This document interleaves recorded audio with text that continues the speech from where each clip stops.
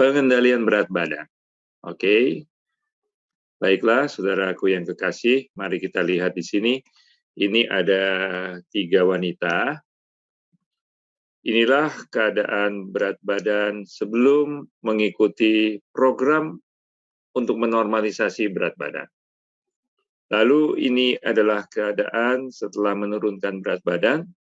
Dan yang paling sebelah kanan adalah keadaan di mana itu yang kita inginkan, ya. Untuk mencapai idealnya. Nah, banyak cara-cara dianjurkan, diet-diet dianjurkan, pakai diet ini, banyak sekali diet. Keto diet, interval fasting, HCG diet, diet vegetarian, vegan, protein tinggi, keto diet, dan lain sebagainya. Ya, yang mana yang akan membantu kita? Saya coba untuk membagi dengan saudara-saudara sekalian konsepnya, dan saudara boleh memilih. Saudara mau memilih cara yang bagaimana? Kurangi kalori, tingkatkan pembakaran kalori, dan lain sebagainya. Pertama-tama, saudaraku, bagi saudara dan saya harus mengetahui bahwa paling tidak ada 3 jenis bentuk badan. Komposisi daripada komponen-komponen yang membentuk tubuh saudara itu tidak sama, ya, tidak sama. Dari antara jaringan-jaringan yang membentuk saudara, ada orang yang digolongkan sebagai endomorf. Ada orang yang digolongkan sebagai mesomorf. Dan ada orang yang digolongkan sebagai ektomorf. Nah, saudara boleh melihat bahwa orang yang mempunyai badan endomorf itu dia punya dominan adalah jaringan lemaknya. Bagi orang ini, metabolisme lemaknya dan jaringan lemaknya itu banyak di dalam tubuhnya.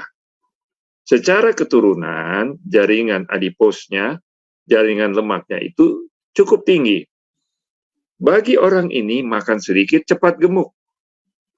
Dan bila mana gemuk, susah turun. Lebih gampang bagi orang-orang ini adalah untuk menjadi gemuk. Jadi di antara kita, di antara saudara-saudara, ada yang gemuk. Kenapa saudara gemuk? Ini ada faktor genetik herediternya. Mungkin ibunya yang gemuk, atau bapaknya yang gemuk, atau kedua-duanya gemuk. Saudara mempunyai perawakan yang gemuk, mempunyai metabolisme lemak yang bagus, menghasilkan penyimpanan lemak yang diolah dari makanan, karbohidrat, protein, dan lemaknya, gula, trigliseridanya, kolesterolnya, dan lain sebagainya, itu sangat-sangat baik. Sehingga saudara gemuk. Apalagi kalau sudah mulai bertambah umur, dengan kebutuhan kalori seharinya sudah tidak terlalu tinggi, saudara makan sedikit lebih banyak kalori, cepat gemuk. Jadi orang berkata, apakah gemuk itu sehat ataukah gemuk itu tidak sehat? Itu kurang tepat. Karena saudara boleh gemuk dan saudara sehat, dan saudara boleh gemuk dan saudara tidak sehat. Jadi, bukan berarti kita harus bertujuan harus gemuk, tetapi tidak sehat. Usahakan, kalau saudara memang adalah kepribadian yang endomorf, kecenderungan untuk naik berat badan di lemaknya itu sangat tinggi, tetaplah jangan merasa kecil hati atau aduh saya sudah gemuk seperti ini. Kalau berlebihan iya, tetapi bagi saudara yang memang pembawaannya adalah gemuk, cintailah badan Anda yang besar, lemaknya banyak, tetapi usahakan saudara harus sehat. Dan setelah menyaring, banyaknya diet, ada 9 jenis diet, ada banyak jenis diet, akhirnya ada seorang yang berani berbicara, sebenarnya hanya satu diet saja. Wah, kaget sekali saya ini. Tapi setelah saya mendengarkan penjelasan dari ibu ini, saya merasa masuk di akal. Masuk di akal. Jadi, apakah itu nanti akan diterangkan berikutnya. Kemudian saudara, yang di paling kanan ini adalah ektomorf. Ya, kalau saudara melihat, orang yang ektomorf ini agak kurus, agak kurusan. Kalaupun dia membuat berat, dia fitness, dia binaraga, maka rangkanya ini tetap dominan. Jadi orang-orang ini lemaknya tidak terlalu banyak. Contoh seperti saya ya, ini di bawah kulit saya ini, itu sangat kurang lemak. Jadi makan banyak-banyak pun naik sedikit, cepat turun. Cepat sekali turun.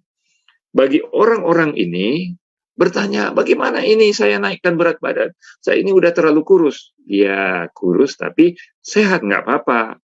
Gemuk tapi sehat, nggak apa-apa. Daripada kurus sakit-sakitan, atau gemuk sakit-sakitan, maka untuk kita membuat bahwa normal berat badan kita atau normal besar tubuh kita itu tergantung kepada genetika kita.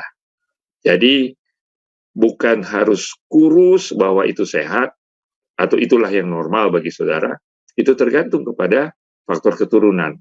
Kemudian yang di tengah-tengah ini adalah yang mesomorf. Di antara saudara-saudara yang badannya atletis atau ototnya itu dominan, saudara adalah mesomorf. Dan berat badan daripada orang mesomorf dengan orang endomorf itu cenderung sama, berat.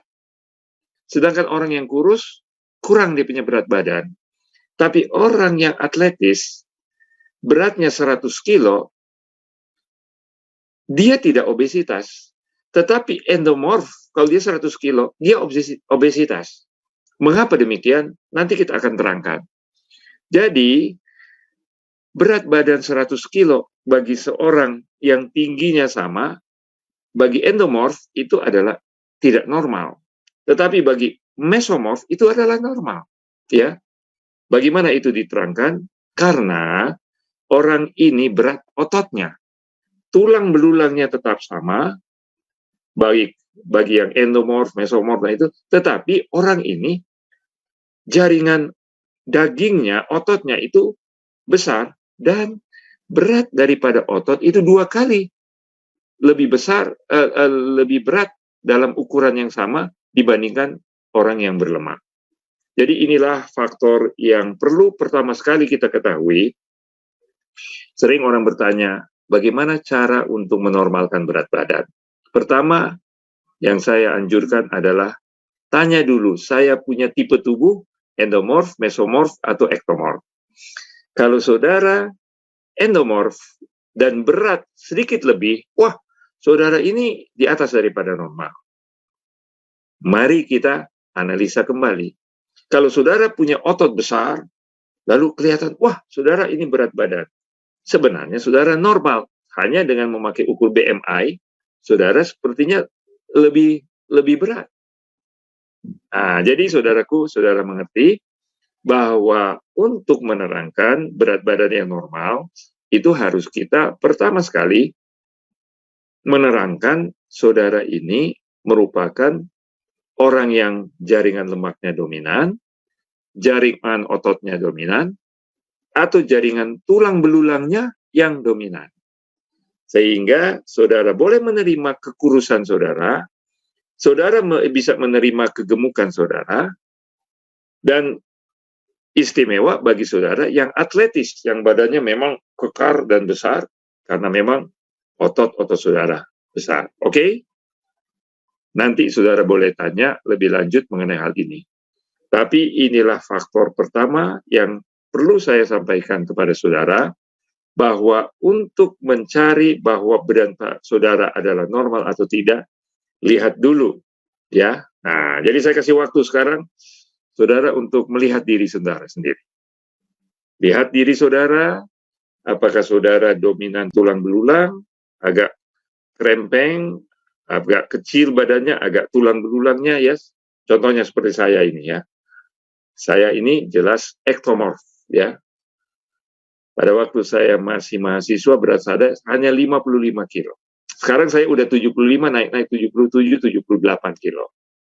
Tapi cepat sekali turun lagi kalau saya mulai menjaga kalori saya, makanan-makanan yang berkarbohidrat, dan bergoreng-gorengan minyak-minyak, cepat saya turun badan. Tapi ini adalah masing-masing. Oke? Jadi, Saudara Glenn termasuk golongan endomorf? Tidak. Masuk golongan mesomorf? Tidak. Masuk golongan ektomorf? Iya. Jadi walaupun beliau makan banyak-banyak, dia sulit untuk jadi gemuk. Kenapa? Kemungkinan ayah dan ibunya juga kurus-kurus. Saya juga ayah dan ibu kurus-kurus.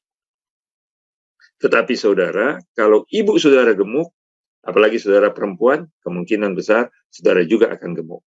Ya, jadi ini faktor keturunan. Oh, saya ini gemuk dari tetangga. Enggak.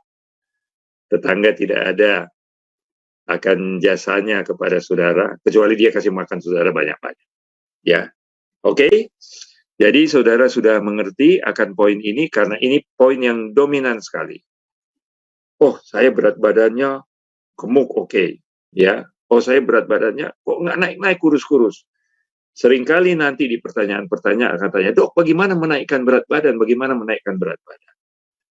Kenapa sih harus naik berat badan? Kalau Anda memang pembawaannya kurus, terimalah kekurusan itu. Dok, saya ini gemuk terus, makan sedikit, gemuk-gemuk, nggak ini. Ya nggak apa-apa gemuk terus, asal sehat. Ah, dokter, kalau udah gemuk. Iya, kalau sudah obesitas, sudah berkelebihan, terlalu gemuk, barulah terjadi kelainan sendi-sendi dan lain sebagainya yang juga bisa mengganggunya. Oke, baik. Saya kira saya tinggalkan ini. Kita akan masuk kepada poin berikutnya.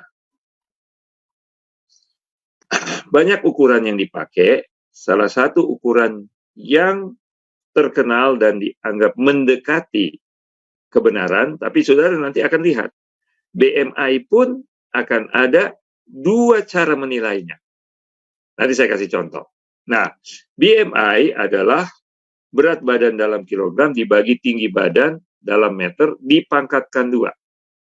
Ya, dapatlah body mass index.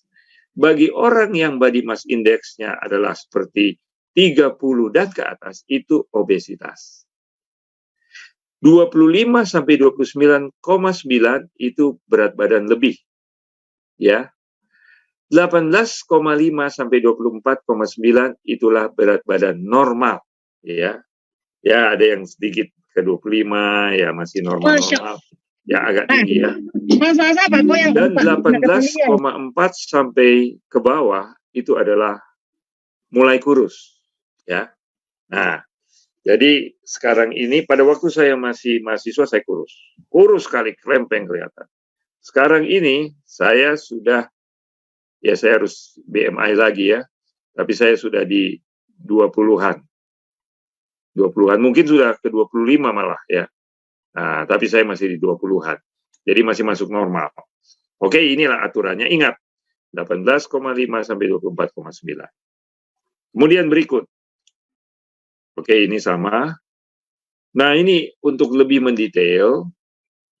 Kalau saudara kecil dari 16, itu sangat kurus, 16 sampai 16,99, sedang kurusnya, dan agak kurus ringan, ya. Dan seterusnya, obesitas kelas 1, obesitas kelas 2, kelas 3, saudara boleh lihat. Jadi ini adalah untuk menunjukkan dengan memakai ukuran BMI, kilogram per meter kuadrat, untuk mengetahui saudara masuk golongan yang mana di dalam kadar normal berat badan saudara. Nah, ini saudaraku, saya ingin menerangkan kepada saudara-saudara mengenai berat badan di atas 30. Dua orang ini berat badan BMI-nya itu 33,9. tinggi mereka berdua sama 180 cm. Berat badan mereka sama 110 kilogram, dan mereka punya berat body mass, indeks berat badannya, indeks massa tubuhnya adalah 33. Jadi ini kalau hanya dilihat secara buta-buta saja, hanya sekilas pandang saja, oh, yang di kiri obesitas, yang di kanan obesitas. Tapi kalau saudara lihat, yang di kanan itulah yang obesitas. Yang di kiri bukan obesitas. Loh, kok pakai ukuran BMI di atas 30, itu kan sudah obesitas. Loh, kok enggak? Nah, saudaraku, karena yang di sebelah kiri itu mesomorf, ototnya yang banyak. Yang beratnya dominan ototnya yang bikin berat. Tetapi yang di sebelah kanan itu lemaknya yang berat. Badannya gemuk. Badannya itu obesitas. Sedangkan yang di kiri tidak obesitas.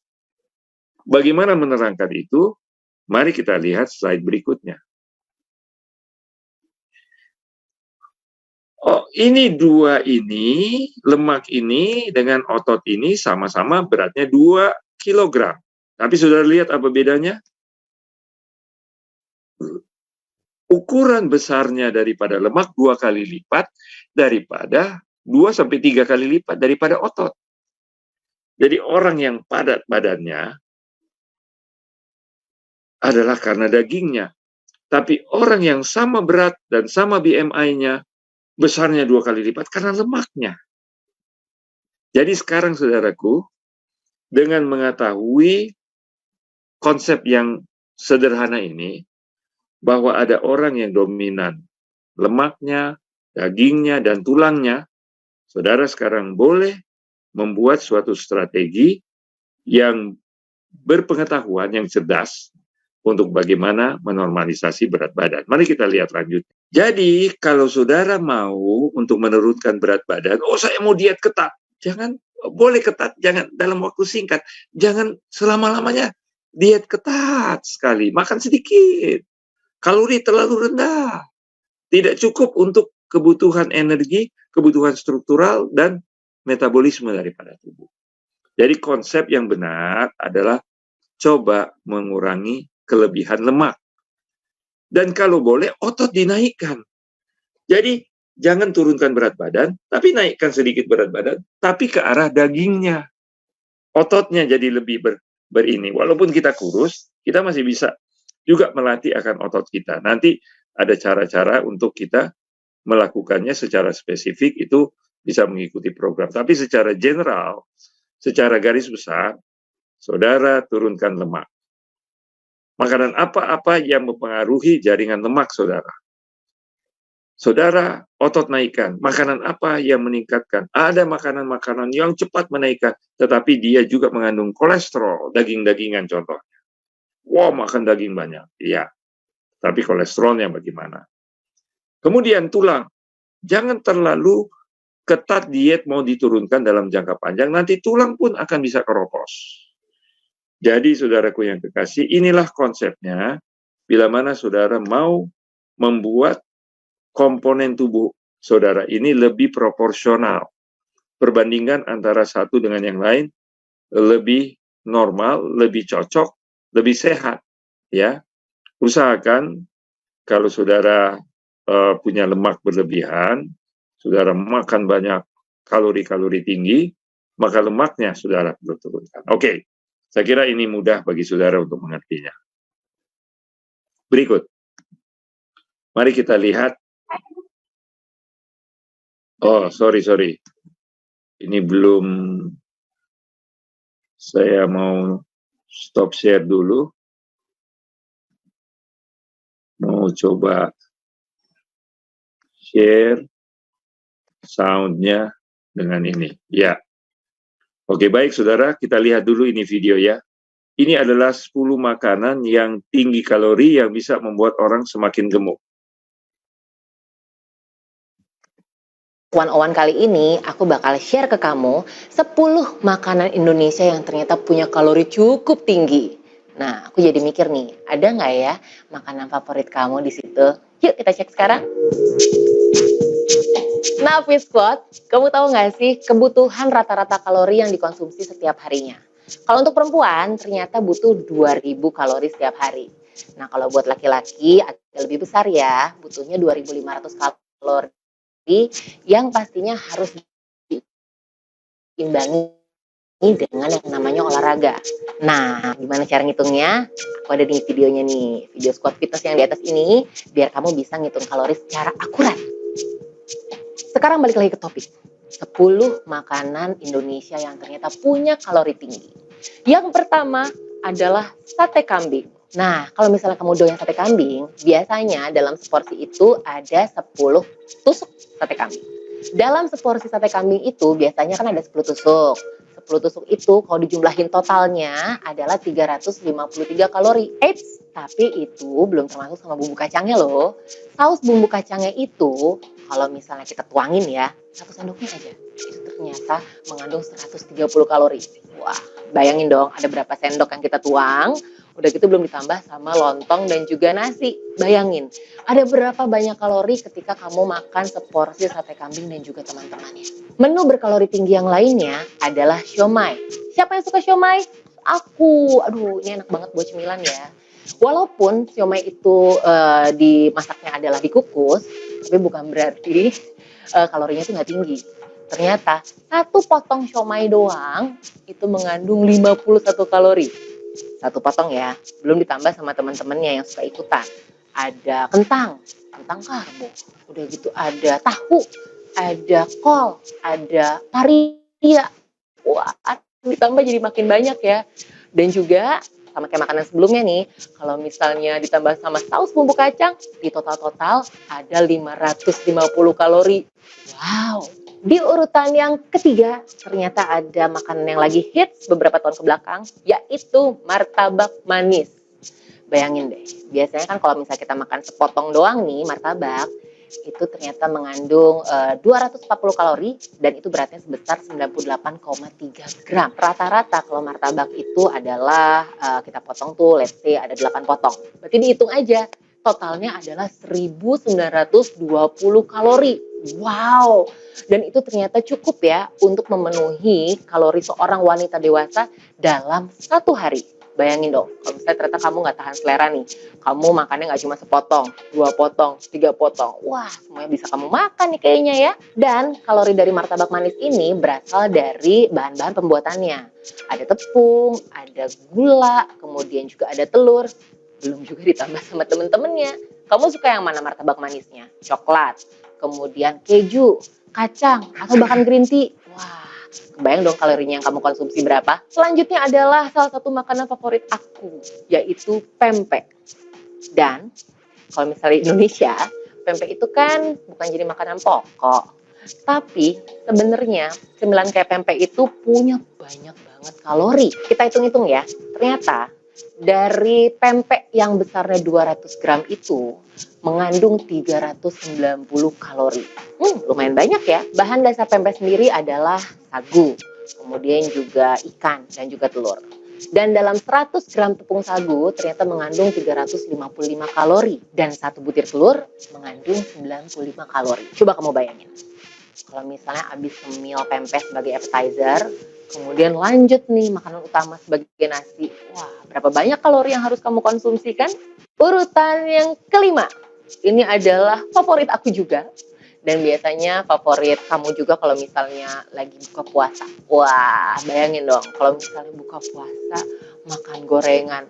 Pasti nikmat banget ya. Tapi kamu rasain deh, kalau misalnya kamu makan gorengan, ternyata gorengan itu punya kalori yang cukup tinggi. Gorengan tuh apa aja sih? Ada pisang goreng, ada tempe goreng, tahu goreng, ubi goreng, kemudian juga ada bakwan. Sampai ini dia, favorit aku banget adalah cireng. Gorengan tuh adalah cemilan andalan sebagai senjata kalau misalnya kamu lagi lapar banget. Aku bisa lah ya buat bikin kenyang sekejap. Tapi itu dia, bahaya loh ternyata mengkonsumsi gorengan, apalagi tiap hari. Jadi kurang-kurangin ya, karena ternyata gorengan itu adalah makanan yang kalorinya cukup tinggi, dan pastinya karena prosesnya digoreng, dia mempunyai lemak yang cukup jahat. Padahal sih ya, bahan-bahan yang digunakan tuh cukup sehat, seperti pisang, tempe, tahu, kemudian juga ubi. Cuman karena prosesnya itu digoreng dengan minyak yang berulang-ulang, jadilah gorengan ini termasuk makanan yang berkalori tinggi. Contoh kecilnya gini deh, kalau misalnya kita doyan banget sama pisang goreng. Nah, pisang goreng itu kan pakai minyak yang digoreng berulang-ulang. Kemudian dikasih tepung juga. Itu ternyata bisa mengandung sampai 95 kalori. Ada lagi nih, makanan Indonesia yang kalorinya cukup tinggi. Itu juga favorit aku. Kayaknya semuanya favorit aku ya. Oke, yang selanjutnya adalah nasi goreng. Wah, nasi goreng ini adalah salah satu makanan yang sangat terkenal di dunia dan juga nih favorit bule-bule kalau datang ke Indonesia nih. Tapi kamu tahu nggak sih, kalau misalnya nasi goreng itu kalorinya cukup tinggi. Udah nasi juga kalorinya tinggi, digoreng pula kan. Ternyata dalam seporsi nasi goreng itu bisa mengandung 740 kalori. Eits, tapi ternyata itu baru nasi gorengnya aja. Kalau kamu kasih topping-topping lainnya, kasih telur, kasih sosis, kasih apa lagi ya, kasih daging, atau kasih ayam, itu pasti bakal nambah lagi, dan nambah lagi kalorinya. Makanan Indonesia lainnya yang ternyata mengandung kalori cukup tinggi adalah mie instan. Tapi, nggak cuma mie instan doang. Kalau misalnya kamu tambahin sama telur, terus kamu juga tambahin sama nasi, nah itu makin tinggi lagi kalorinya. Ini sebenarnya adalah makanan favorit orang-orang kalau misalnya tanggal tua, atau makanan favorit anak-anak kos ke Indonesia. Aku pernah ngalamin tuh, makannya mie instan, kemudian tambah nasi, tambah telur. Kenyang sih, tapi itu dia, kalorinya tinggi banget. Jadi kalau kita hitung, pakai matematika nih ya, kita jumlahkan totalnya dari mie instan, nasi, dan juga telur, semuanya berjumlah 769 kalori. Bayangkan, sekali makan doang ternyata banyak banget kalorinya. Urutan yang ke-8, ini biasanya jadi sahabat kamu kalau sarapan. Siapa yang suka nasi uduk? Enak banget sih memang nasi uduk. Dan ternyata nasi uduk itu punya kandungan kalori yang cukup tinggi, sebesar 414 kalori. Itu cuman uduknya doang, belum ditambah gorengan, kemudian juga mungkin telur dadar, atau bahkan saus kacang. Makanan Indonesia yang ke-9, yang kadang kita nggak sadar ya kalau kita konsumsi. Kita konsumsi makin banyak, karena memang nyandu sih. Ini ternyata punya kalori yang cukup tinggi. Dan dia adalah kerupuk Palembang. Emang nggak akan kenyang sih kalau misalnya makan kerupuk Palembang kan. Ini adalah teman dari segala makanan.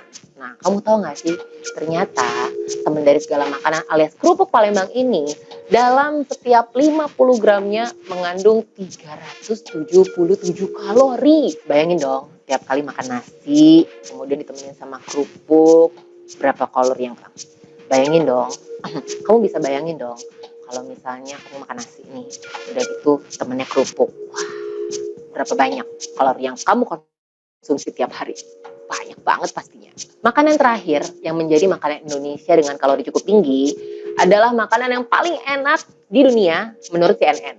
Kamu tahu kan? Rendang. Rendangnya rendang daging ya. Jadi rendang daging ini adalah salah satu makanan yang kalorinya cukup tinggi. Kamu bayangin, rendangnya doang, nggak pakai teman-temannya. Kalau misalnya kamu konsumsi dalam porsi kecil atau let's say satu cangkir ya, itu ternyata mengandung 376 kalori. Bayangin, kalau ditambah nasi, ditambah gulai ayam, ditambah sama kerupuk kulit, berapa banyak coba? Nah, udah selesai semuanya ya. 10 makanan Indonesia yang ternyata punya kalori cukup tinggi. Ada nggak sih makanan favorit kamu? Kalau banyak, seperti aku juga banyak banget nih makanan favoritnya. Nggak apa-apa kok untuk dikonsumsi, tapi dengan catatan. Banyakin olahraga, banyakin gerak, terus seimbangkan juga dengan menu yang rendah kalori, cemilannya kayak buah-buahan gitu deh. Oke?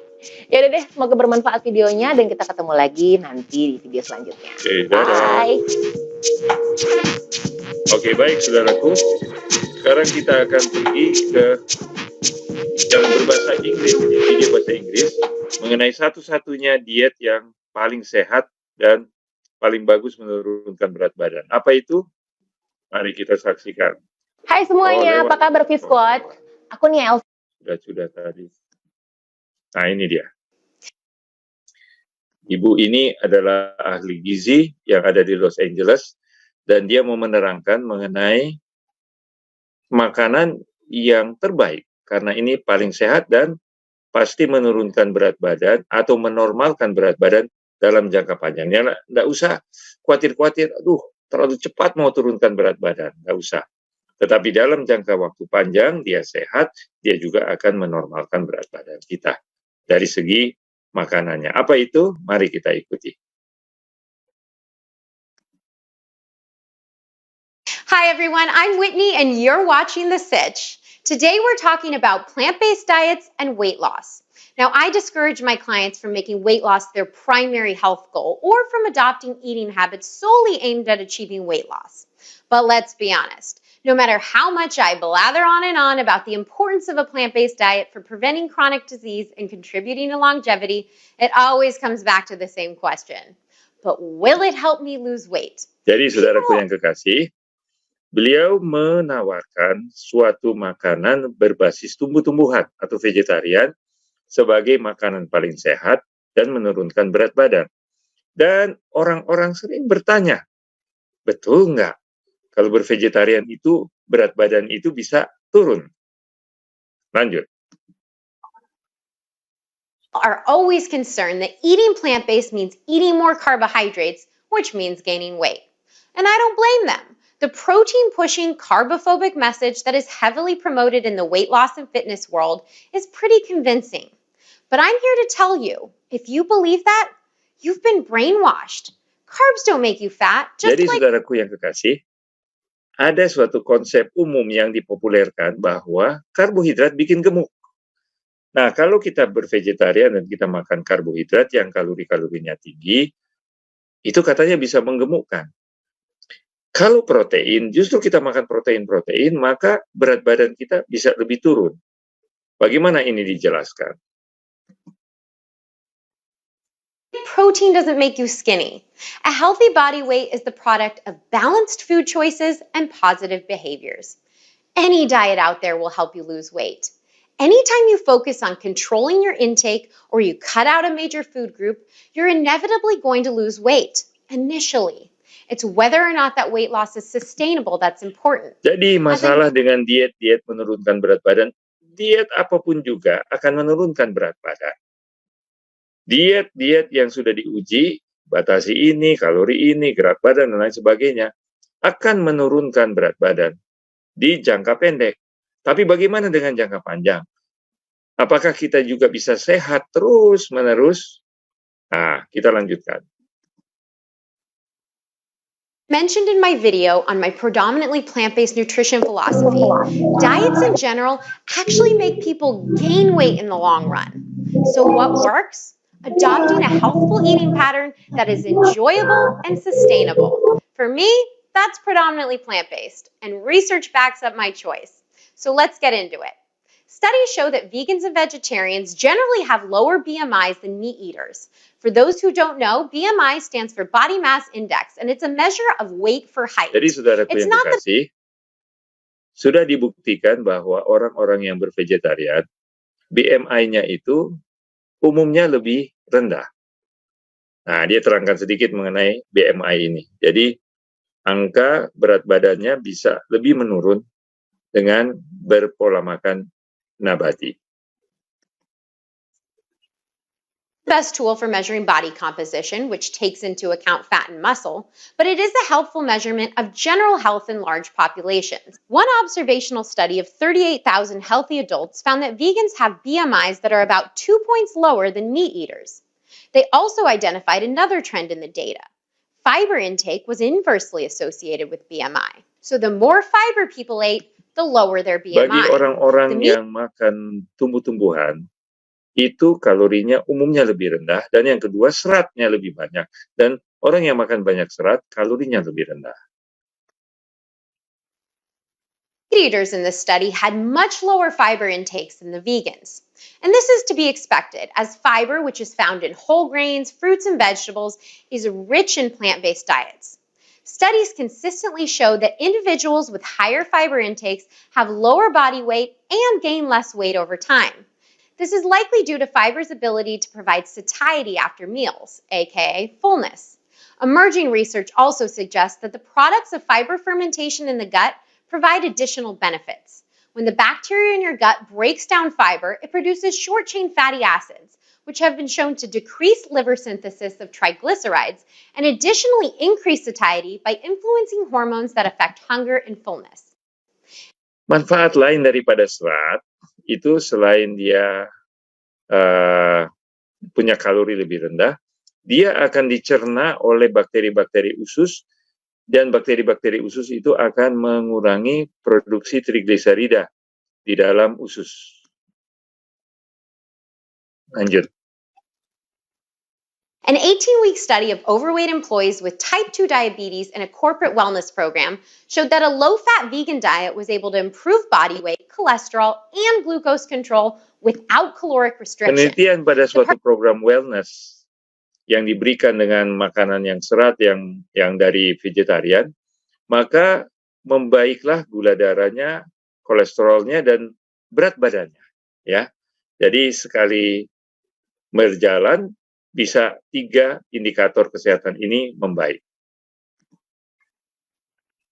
Participants lost about 6 pounds on average while eating as much food as they wanted and lowered their LDL cholesterol and HbA1c level, which is a marker of diabetes management.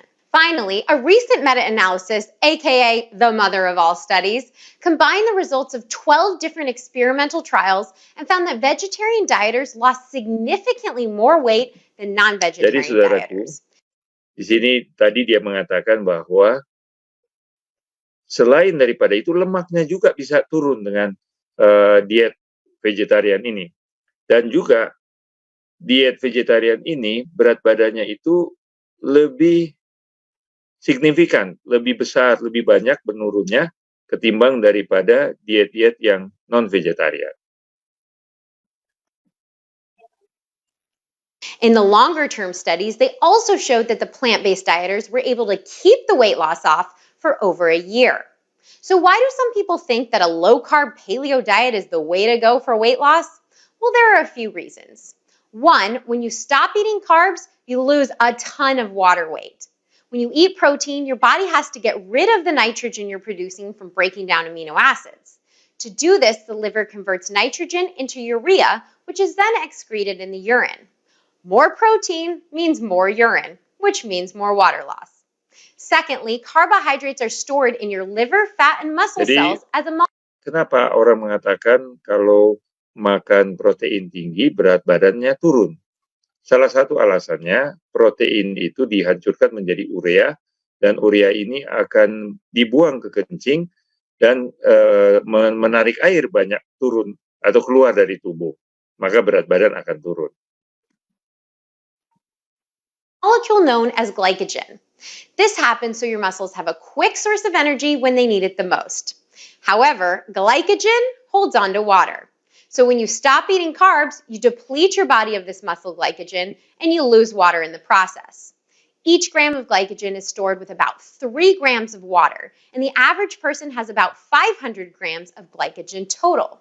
Therefore, the body holds about 3.5 cups of water in its glycogen stores on average. This is basically what happens when bodybuilders talk about cutting. They're dehydrating their muscles. This may be aesthetically pleasing in the fitness competition world, but in real life, it makes your muscles work less efficiently. The next reason a paleo diet may appear to help people with weight loss is due to the filling effect of protein. Protein, like fiber, helps you feel more satisfied after a meal and stay fuller longer than carbohydrates alone. People eating low-carb diets typically have a very high protein intake. However, eating a plant-based diet shouldn't mean skimping on protein. A well-planned plant-based diet should include a good source of protein and a high-fiber carbohydrate at every meal.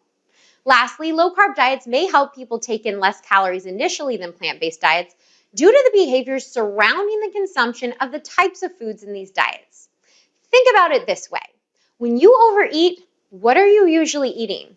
If the answer is chips, crackers, candy, pastries, or pasta, you're not alone. Carbs are easy to binge on. I mean, think about how many times you've ever cracked open a bag of chips with the intention of having just one serving, only to finish off the entire bag. I'll admit it, it's happened to me. Now think about how many times you've ever binged on baked, boneless, skinless chicken breast. Not so appetizing, right? So it's not necessarily the nutrient itself that may be contributing to weight gain, but the behaviors associated with these types of foods. You can prevent falling into bad eating behaviors, however, by practicing a mindful plant-based diet, or as we call it here in Wits Kitch, predominantly plant-based. Ditching the notion that carbs make you fat and giving yourself permission to eat them regularly is the first step to forming a healthy relationship with this important food group that will ultimately prevent you from overeating and jeopardizing your health goals. So let's sum up what we've learned about plant-based diets and weight loss. Number one, plant-based diets are just as effective as other diets for weight loss and maintenance. Number two, the fiber found in fruits, vegetables, nuts, seeds, and whole grains will help you maintain a healthy body weight. Number three, make sure to balance plant-based meals with good sources of plant protein in addition to complex carbs and fat to prevent overeating later. If you're looking for healthy plant-based recipes to optimize your protein and fiber intake, head over to my blog for ideas. And if you like this video, please give it a thumbs up and subscribe to my channel for more evidence-based nutrition information and advice. I'm Whitney. Thanks so much for watching. Oke, baik. Jadi, saudaraku yang kekasih, diet yang satu-satunya yang terbaik adalah bervegetarian. Dengan makan karbohidrat yang tidak simple atau yang diproses, tetapi yang kompleks, yang rumit, yang masih kasar, nah, itu lebih baik. Dengan fibernya atau seratnya, itu bagus. Dan jenis-jenis vitamin dan mineral lain-lainnya.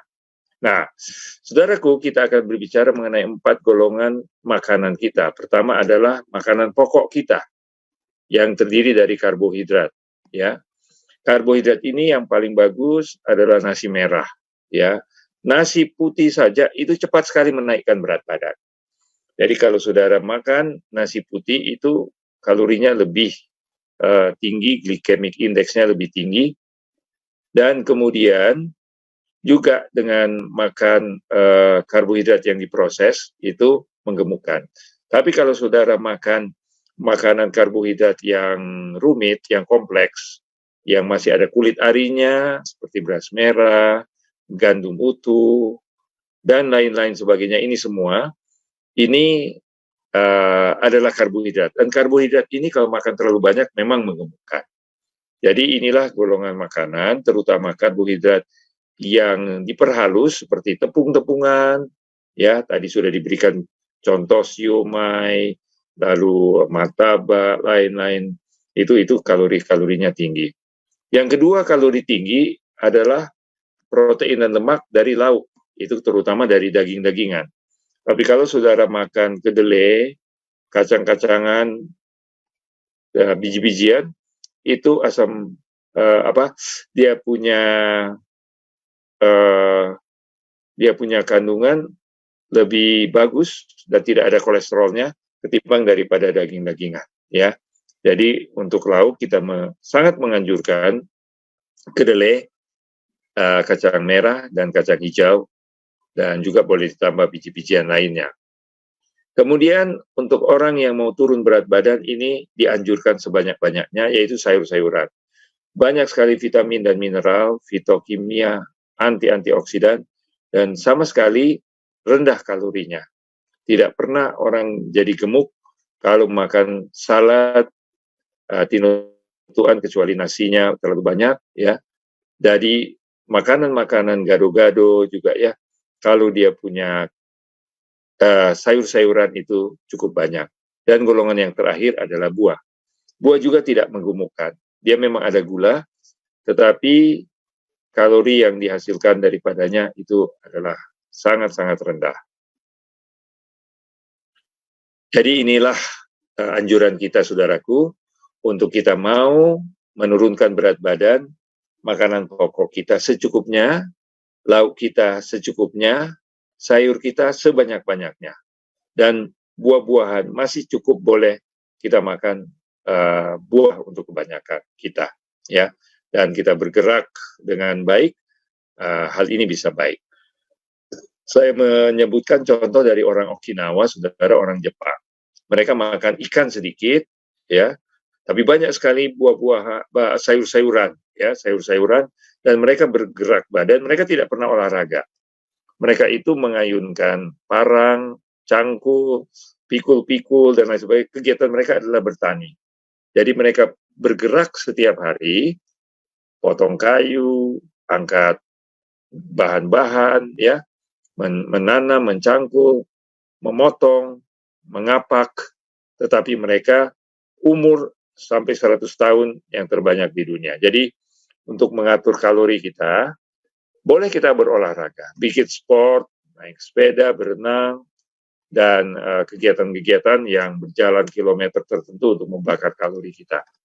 Tetapi itu terutama untuk orang kota, untuk orang-orang kantor, untuk orang-orang yang tidak bekerja dengan otot terlalu banyak. Tapi kalau saudara tukang beca, buruh, petani, saudara tidak perlu untuk berolahraga lagi untuk kebutuhan. Tapi kalau saudara mau olahraga boleh saja. Iya, itu juga membakar kalori. Jadi sekali lagi beras putih sangat tinggi glycemic index-nya, beras coklat lebih kurang, beras merah hanya setengah, dan beras putih pasti saudara makan banyak beras putih, berat badan akan naik. Kalau saudara mau cepat turun badan, ganti beras putih dengan beras merah, kue-kue, keripik-keripik dan lain, stopkan itu, gantilah itu dengan buah-buahan, dengan sayur-sayuran, nah itu sangat cepat untuk menurunkan berat badan. Inilah makanan yang kami anjurkan, tinutuan atau bubur Manado. Gado-gado juga masih kita anjurkan, boleh karbohidratnya dibatasi, dia punya lontong untuk ini, kalau bisa dikurangi sedikit saja. Dan ini juga makanan ini tapi karbohidratnya dan dagingnya kalau boleh dikurangi.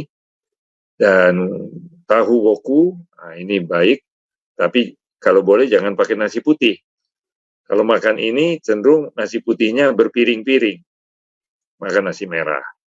Kalau kelapa muda sangat dianjurkan, ya, tidak usah takut, karena kita tidak mungkin makan banyak sekali kelapa yang berkalori tinggi kalau dalam bentuk alami ini. Kecuali digoreng, dijadikan minyak, wah gurihnya dan itu meningkatkan kalori dan kegemukan. Kurma di Timur Tengah Anda makan cuma makan berapa biji saja, ya itu sudah cukup untuk gizi kita yang dia cukup banyak zat gizinya. Durian juga jangan terlalu banyak, ya ini tidak terlalu banyak, perlu boleh 1-2, tapi dia juga menyumbang kepada kalori saudara. Ini sangat baik sekali lagi kita promosikan daun kelor, proteinnya 2 kali dari yogurt, vitamin A-nya cukup bagus 4 kali dari wortel, kalium 3 kali pisang, kalsium 4 kali dari susu, vitamin C 7 kali daripada jeruk, dan kalorinya rendah, tidak terlalu banyak, cukup-cukupan, ya. Jadi demikianlah penyampaian kami untuk malam hari ini. Bagi saudara-saudara sekalian, mau bertanya, kami berikan kesempatan. Semoga keterangan kami bisa bermanfaat bagi saudara-saudara sekalian. Kembali ke... Iya. Oke, terima kasih banyak dokter untuk presentasi pada malam hari ini. Jadi kita bisa mengerti ya perbedaan mesomort, endomort, dan ektomort. Oke. Dan pada saat ini kami memberikan kesempatan kepada saudara-saudara jika ada pertanyaan. Selamat malam, Dok.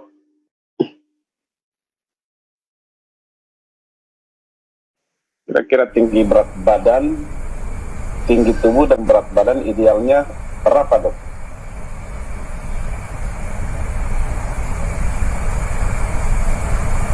Masih mute, Dok.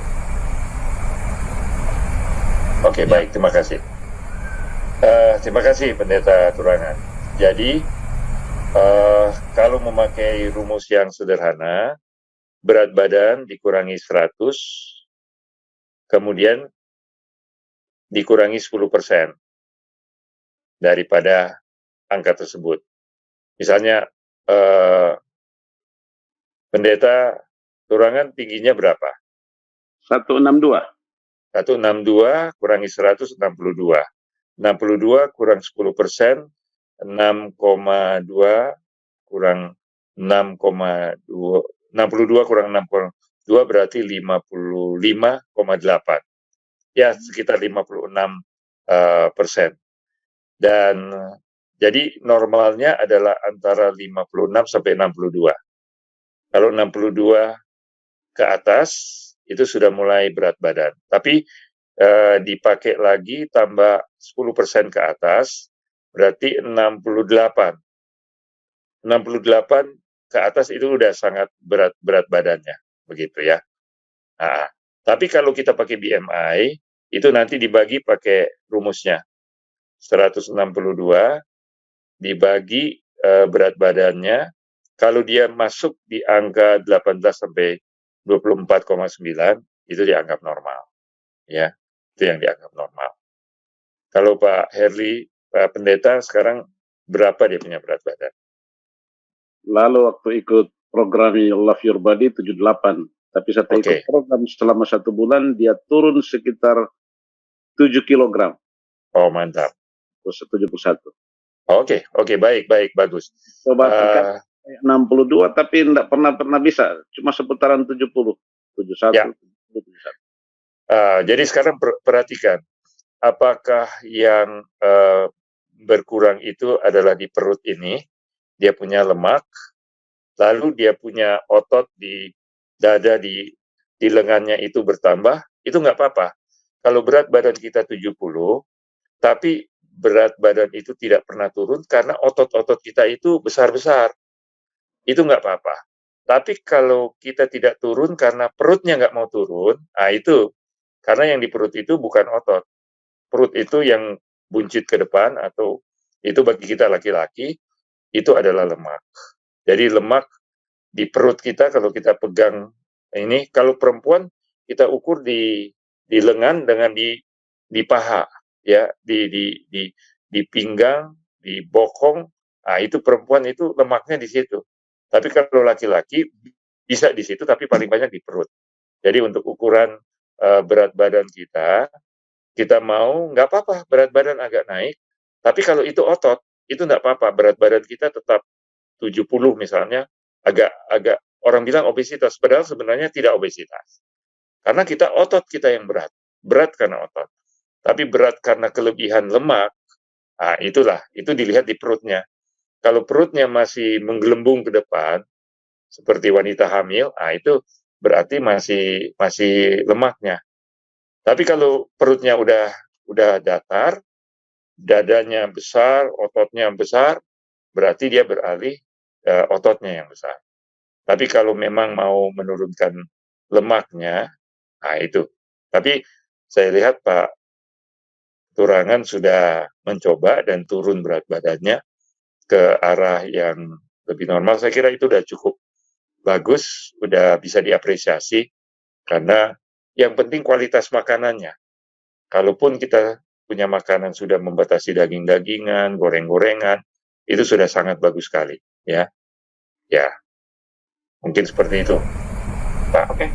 Ya. Terima kasih, Dok. Boleh begitu atau masih ada pertanyaan?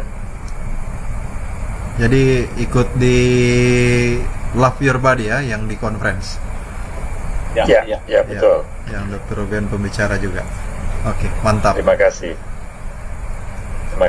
Oke, terima kasih Pendeta Herli. Dan saat ini kami berikan kesempatan kepada yang lain. Jika ada pertanyaan, persilakan mengaktifkan. Bisa juga lewat kolom chat.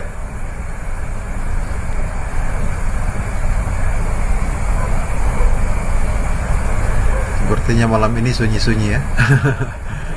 Jadi kalau saudara punya saudara kurus, istri saudara gemuk, atau saudara gemuk, istri saudara kurus, lihatlah nanti di anak-anak ini akan ada yang kurus, ada yang gemuk.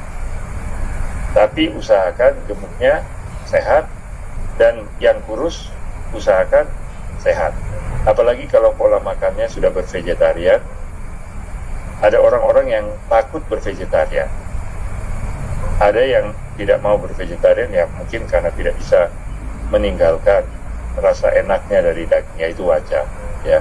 Tapi orang ada yang takut, wah kalau vegetarian kurang gizi, kurang ini, tidak ada proteinnya, dan lain sebagainya. Nah, kita bisa menjelaskan lebih lanjut bahwa kalau full vegetarian atau disebut vegan, tidak ada sama sekali susu atau telur pun tidak, maka ada defisiensi atau kekurangan zat-zat tertentu dari dalam tubuh kita, terutama B12 ya. Nah, mungkin protein juga bisa kurang. Jadi kekurangan daripada vegetarian dibandingkan daging hanyalah di kandungan daripada proteinnya dengan vitamin B12-nya. Tetapi ada penelitian-penelitian mengatakan vegetarian kalau makan tempe, khususnya di Indonesia, B12-nya juga bisa buat. Tapi kalau saudara khawatir, bisa suplementasi vitamin B12. Adik saya vegan murni di Kuap, Edwin Supit, tapi dia menambah dengan pil B12.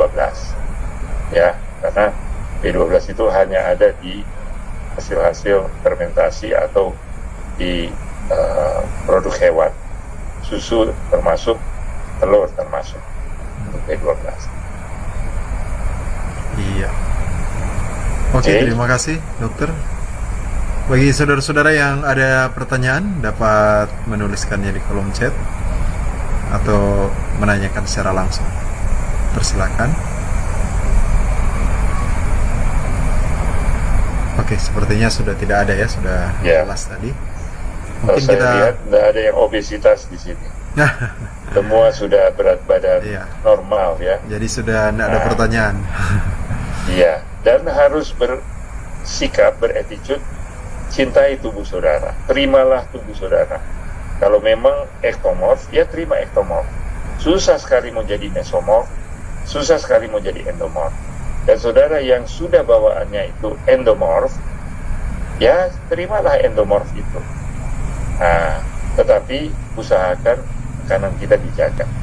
Makanan kita, kalau kita sudah jaga makanan, tidak usah khawatir berat badan. Kalau kita sudah atur makanan kita dengan berat badan kita, kecuali ada kelainan pencernaan, ya, barulah kita boleh khawatir. Tapi kalau dalam keadaan normal, kita makan makanan yang sesuai dengan Taman Eden atau konsep yang Tuhan berikan kepada kita, tidak usah ragu. Iman kita jangan ragu-ragu. Percaya apa yang ditawarkan oleh pencipta kita, yang diberikan oleh alam, itu adalah paling sehat. Bagi orang Manado kita anjurkan tinutuan. Bagi orang Jawa kita tawarkan gado-gado. Orang Sunda kita tawarkan karedok. Jadi makanan-makanan yang berbasis kepada tumbuh-tumbuhan adalah andalan kita. Dan seperti yang Ibu tadi katakan, saya cari-cari di internet, saya dapat video walaupun itu dalam bahasa Inggris. Dia sangat yakin bahwa untuk jangka panjang diet yang paling baik adalah tumbuh-tumbuhan. Ya, lebih banyak tumbuh-tumbuhan, lebih aman.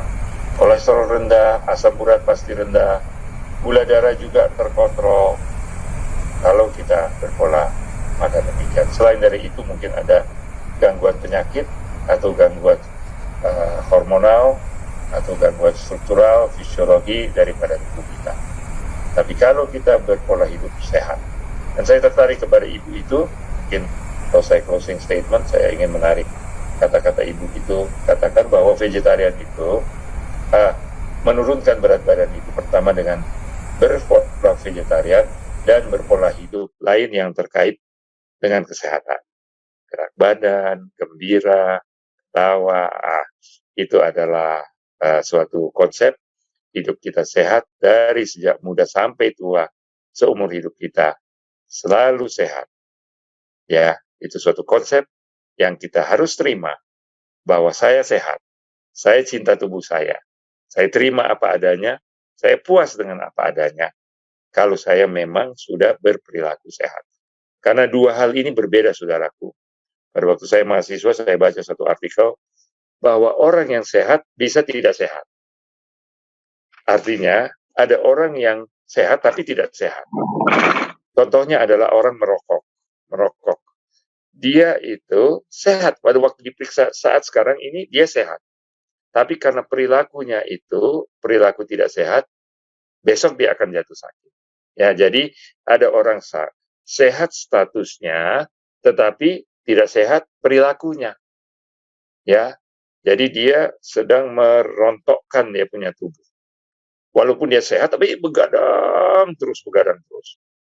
Merokok terus, akhirnya kena kanker. Makan daging-dagingan ini yang kolesterol tinggi, akhirnya ujung-ujungnya koroner, stroke, dan lain sebagainya. Jadi saudaraku yang kekasih, jadilah sehat, statusnya sehat waktu medical check-up, normal semuanya. Tapi kalau ada perilaku yang tidak sehat, itu adalah tabungan untuk penyakit masa depan. Jadi biarlah kita sehat sekarang, kita tabung untuk sehat seumur hidup kita. Selalu sehat super setiap hari. Mungkin itu yang saya bisa sampaikan. Terima kasih. Kalau ada pertanyaan, masih boleh kita berikan tanggapan. Oh, oke. Terima kasih, Dok. Baik, ada satu pertanyaan yang masuk ini. Kalau bangun pagi tumit kiri suka sakit untuk menapak di lantai. Itu kenapa ya? Ibu 36 tahun vegetarian. Oke, baik. Jadi saudaraku yang kekasih, untuk mendiagnosa suatu penyakit ada 3 pertanyaan.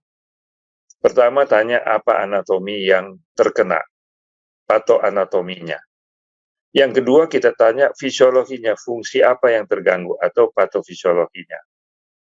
Dan yang ketiga, kita tanya apa patogenesanya atau etiologinya, apa penyebabnya, jenis proses abnormal apa yang mencetuskannya. Jadi di tapak kaki ya, di bagian tapak kaki tumit itu. Tapak kaki tumit itu anatominya adalah kulit, di bawah kulit subkulit, kemudian di bawahnya ada daging atau otot yang besar. Kemudian di bawahnya ada tulang. Ya. Seperti itu. Kemudian ada pembuluh darah dan ada saraf yang berjalan di tempat itu. Yang paling sering terjadi adalah terjadilah gangguan peradangan pada otot di tempat tersebut. Ya, namanya saya lupa lagi bahasa Latinnya. Ototnya kena atau dia punya urat-urat yang ada di tempat tersebut. Ya, sehingga kadang-kadang begitu sakit sampai diinjak sakit sekali. Jadi ada yang mengambil kaos kaki digulung, dibikin seperti ring, seperti cincin, lalu berjalan ditaruh di atas itu karena tidak bisa dipijak. Kalau dia injak itu, wah sakitnya luar biasa. Nah, saya pernah mengalami hal itu juga.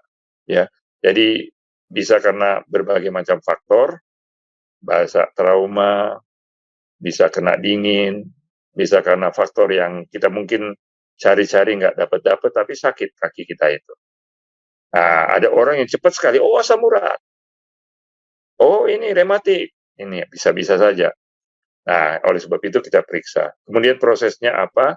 Di situ ada otot untuk bergerakan, di situ ada saraf untuk sensorik, di situ ada pembuluh darah yang kena, ada urat untuk pergerakan juga. Jadi yang paling sering di tempat itu tendinitis atau apa-apa. Namanya nanti saya cari lagi, saya kurang ingat itu. Tapi pasti itu ada suatu proses yang ada di tempat itu. Kita bisa coba dengan celup air hangat, diurut pelan-pelan kalau memang bisa untuk memperlancar, jangan terlalu keras karena dia sakit, dan hal lagi yang lainnya ya. Oke, jadi mungkin seperti itu. Mungkin kalau belum puas nanti kita boleh baca lebih lanjut mengenai nyeri pada tapak kaki bagian tumit. Oke. Terima kasih atas pertanyaannya. Iya. Terima kasih Dok untuk penjelasan.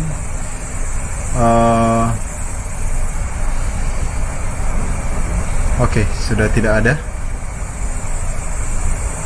Baik, mungkin langsung ke closing statement ya. Kami persilakan.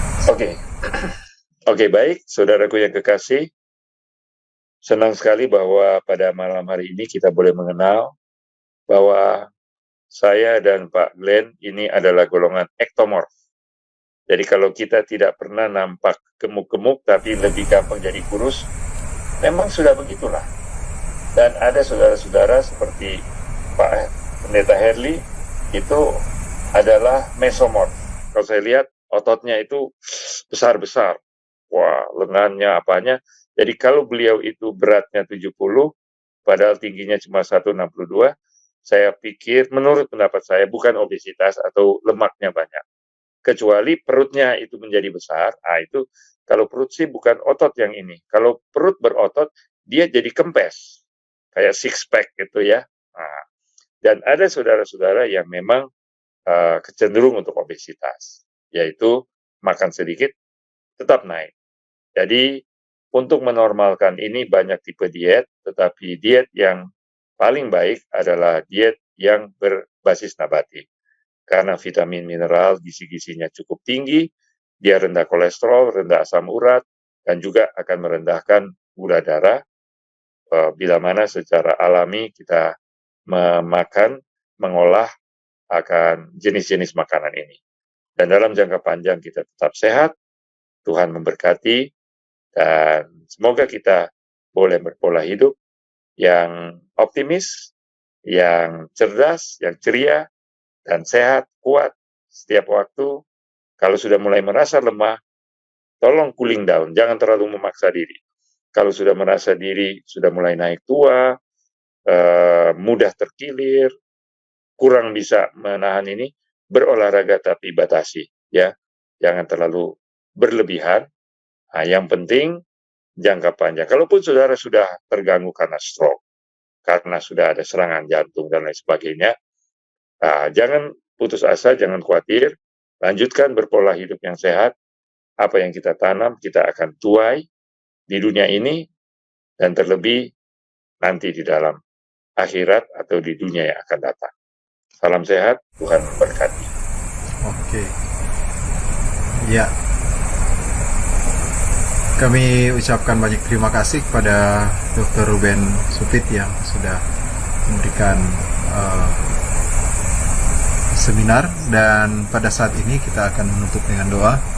Kami minta kesediaan Pendeta Herli Turangan untuk memimpin kita di dalam doa tutup.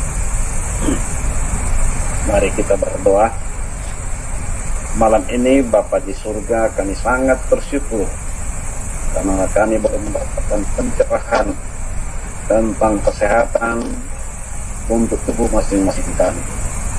Kiranya petunjuk yang kami dapatkan malam ini melalui Dr. Ruben Supit itu belum kami praktekkan dalam kehidupan kami. Selagi Tuhan kehendaki kami masih berada di dunia yang fana dan berdosa ini. Terkasih juga Pendeta Glenn Rumala yang memandu acara ini. Para peserta sub malam ini Tuhan tolong supaya mereka juga mendapatkan pelajaran yang didapatkan. Biarlah kami makan, kami minum, kami lakukan segala sesuatu hanya untuk nama Tuhan saja. Kasih Dr. Ruben Supit sebagai kepala rumah sakit, lalu kasih Tuhan budi dari surga. Kasih juga Pendeta Glenn Rumala, Tuhan tolong bersama keluarga dalam pelayanan di bidang kesehatan. Terima kasih Tuhan, Engkau sudah perkenankan kami mengikuti acara malam ini. Terpujilah Engkau. Ini doa kami, di dalam nama Yesus kami berdoa. Amin.